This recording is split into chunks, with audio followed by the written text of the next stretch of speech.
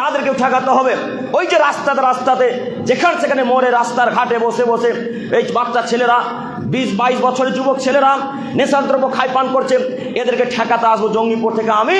না, এই গ্রামে যারা দায়িত্বে আছে সরকার সভাপতি কেস ছিল যে তারা ঠেকাবে, আমি তো ঠেকাতে আসবো না জঙ্গিপুর থেকে, প্রতিদিন আমার আসা সম্ভব নয়। এই গ্রামের যিনারা দায়িত্ব নিয়েছে যুবক সম্প্রদায়, এদেরকে ঠেকাতে হবে। এই কথা আল্লাহ এদেরকে জিজ্ঞাসা করবে।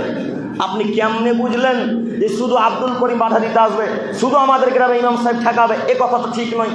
এই গ্রামে যত দায়িত্বশীল আছে প্রত্যেকটা দায়িত্বশীলকে কাজ করতে হবে, প্রত্যেকটা মানুষকে। কই একদিন বলেছেন ওই যে কত ছেলে রাস্তাতে বসে মদ পান করে, একদিন ঠেকিয়েছেন?